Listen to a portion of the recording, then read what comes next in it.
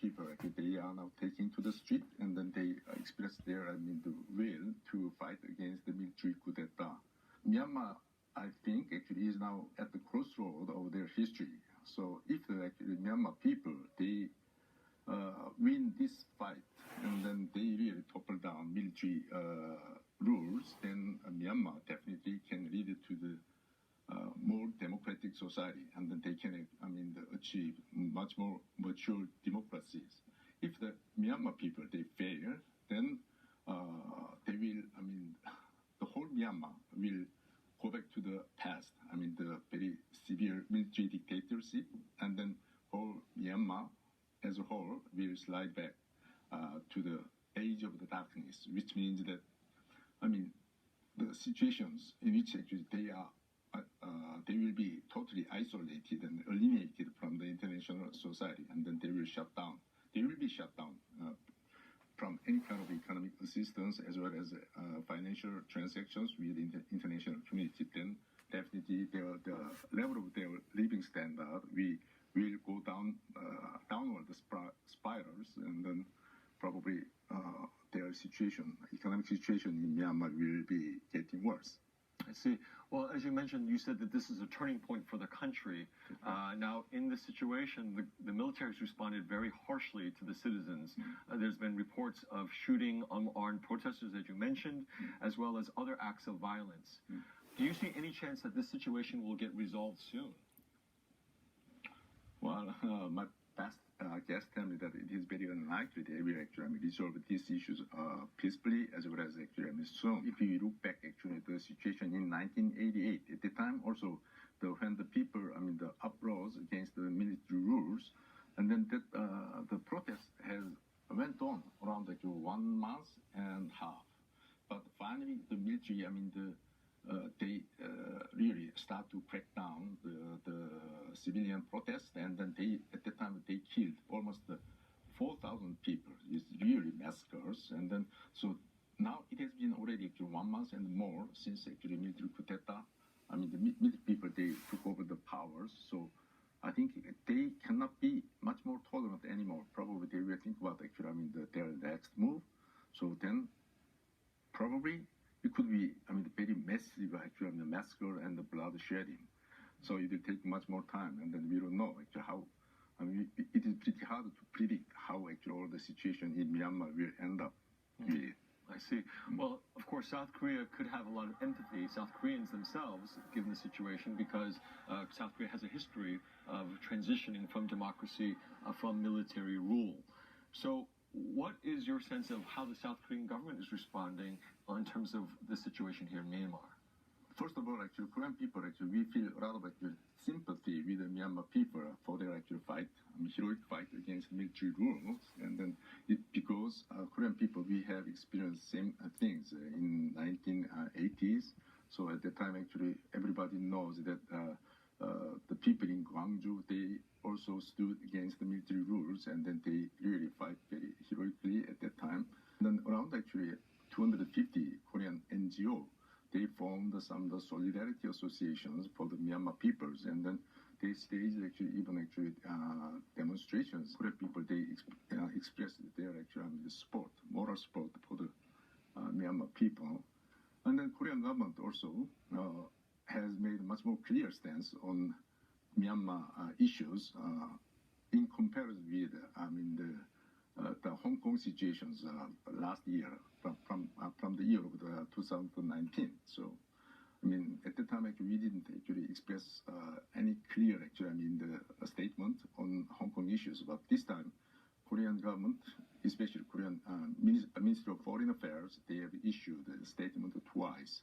The first one, at the time, Korean government, they expressed grave concerns about civilian casualties, and then they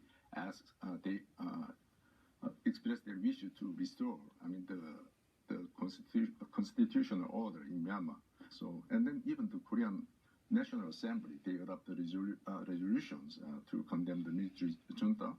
And then last weekend, the Korean President Moon Jae-in, he himself, he uploaded some of the messages on the SNS, saying he wanted to, see some of the suspension of some of the violence actually in Myanmar, and then he also asked the Myanmar military junta to release the Aung San Suu Kyi as well as other democratic leaders.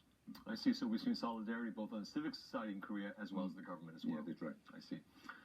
Now, to get a better understanding of how serious the situation is in Myanmar, we are turning to people on the ground there to get a first-hand account of what is happening. Despite various technical challenges, our team has been working hard to get in touch with those who have been taking part in the demonstrations. We were able to talk to one protester in Yangon for a pre-recorded interview. Here's what she had to say.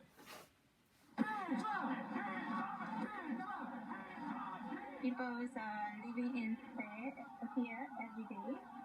Every day they've been shooting everyone, everywhere. Even in this Yangon, there were peaceful protesting process in February.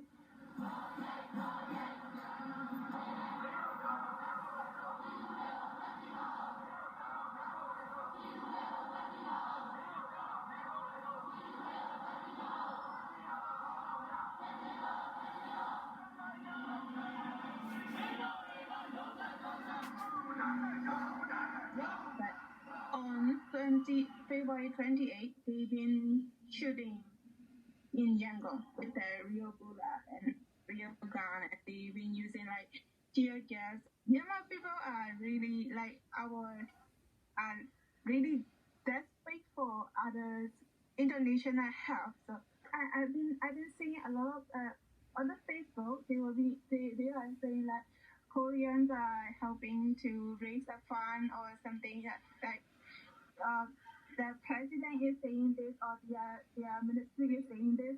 So I think part about that. So it's very really we are how can I say that? Thank you. Yeah.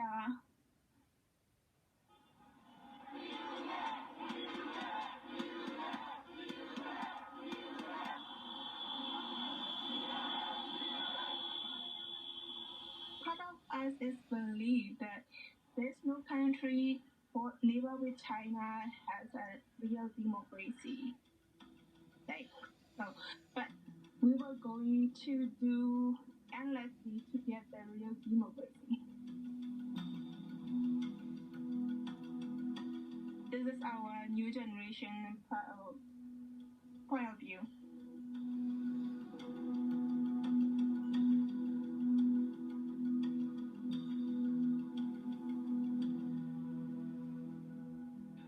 As we just heard from the interview, the situation in Yangon and in Myanmar is getting worse by the day.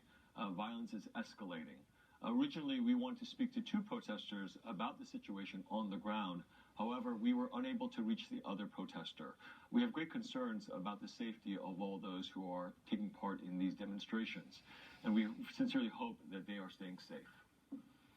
Now, Ambassador Lee, we just heard from the young protester about this plea for international assistance, and particularly she heard about the situation about mobilization of funds here in Korea for that purpose. What are the United Nations and other international groups you think doing to provide assistance in this situation? Well, I also heard that a lot of Myanmar people, they wanted to see international community, especially the UN, step in, and then even they wanted to see UN forces come to their country and rescue Myanmar peoples, but looks like it is almost impossible. When we take into account the current international situation.